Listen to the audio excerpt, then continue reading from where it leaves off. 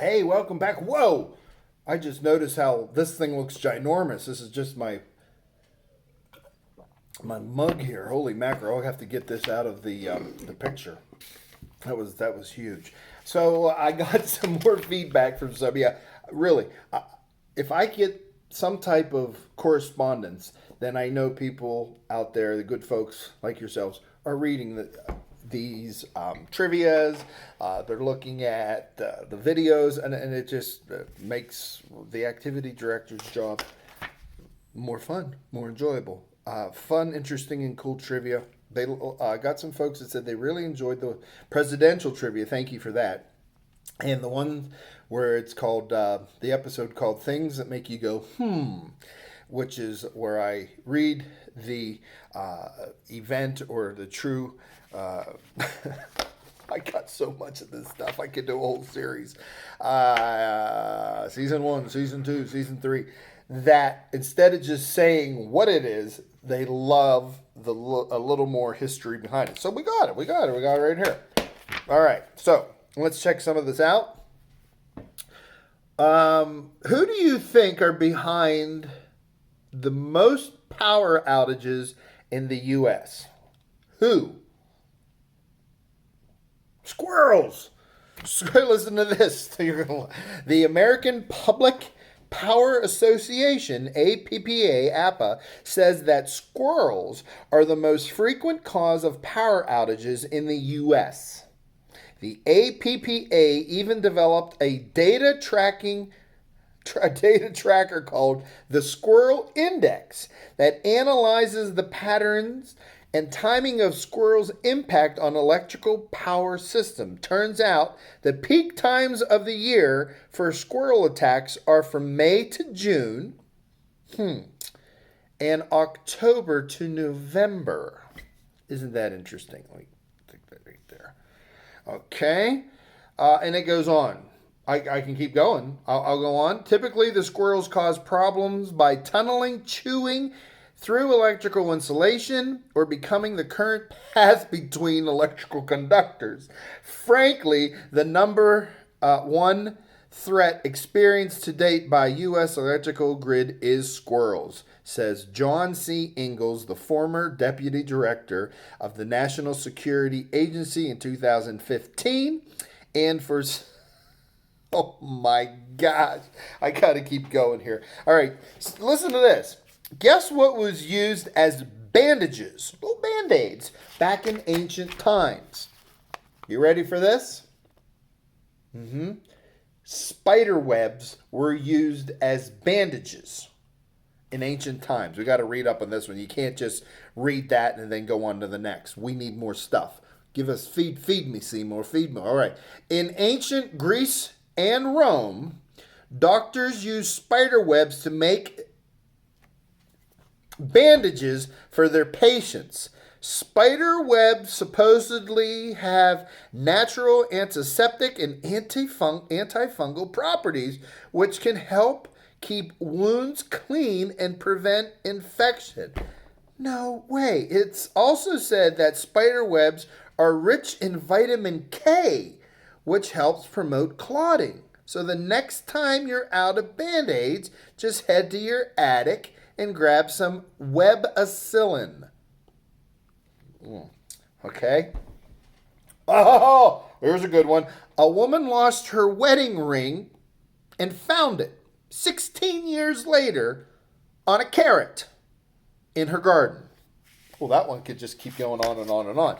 We gotta read more of this one. A woman in Sweden lost her wedding ring while cooking for Christmas in 1995. She looked everywhere for it. And even had her kitchen floor pulled up, hoping she could find it. But she wouldn't see it again until the year 2012. While gardening 16 years later, the woman found the ring around a carrot that was sprouting in the middle of it. No way. This is great. The only explanation was that the ring must have been lost in vegetable peelings that were turned into compost. Clearly, the composting isn't just good for the environment. Oh my gosh. Can you imagine that? Whoa.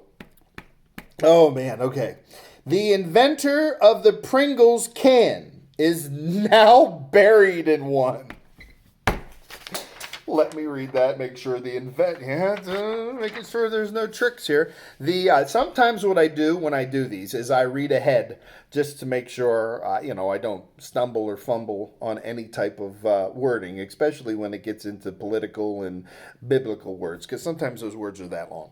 But other times I just pull them from a bunch of activity stuff I've had for years, and I just read them at random, and I remember some of them, and I forget a lot of them. So here we go. The inventor of the Pringles can is now buried in one. Here we go. In 1966, Frederick Bauer, B-A-U-R, developed the ingenious idea for Procter & Gamble to uniformly stack chips inside a can instead of tossing them into a bag. Bauer was so proud of his invention that he wanted to take it to the grave, literally. He communicated his burial wishes to his family when he died at age 89. His children, Prunella, this is good. His children stopped at a Walgreens on the way to the funeral to buy his burial Pringles can. You can't make this stuff up. They did have one decision to make, though. Quote, unquote, my siblings and I briefly debated what flavor to use. Bauer's eldest son, Larry, told Time magazine. But, I said, look, we need to use the original. Frederick Bauer was an American classic. Oh my goodness. I'll read another one or two here and then we'll call it another episode. Sunglasses. Love them. Probably have 10 pair and I get them all at the Dollar Tree. Sunglasses were originally designed for Chinese judges to hide their facial expressions in court. Have you ever? Today, sunglasses serve as protective eyewear, effectively preventing bright sunlight from causing discomfort or damaging of our eyes. Of course, they're also a fashion accessory, but sunglasses were originally made out of smoky quartz in 12th century China, that far back, where they were used by judges to mask their emotions when they were questioning witnesses. I cannot get over this. This is crazy. One more. We have to do this one. Cotton candy was invented by, are you ready? Drum roll. A dentist. That's right. Cotton candy was invented by a dentist William Morrison, and confectioner John C. Wharton invented a machine-spun cotton candy in 1897. It was the first introduced at the 1904 World's Fair as fairy floss. Then another dentist, Joseph Lascaux, capital Lascaux, reinvented the machine in 1921. He came up with the name cotton candy, which replaced fairy floss. There you have it, folks. From the horse's mouth. Mahalo. Enjoy. See you on another episode.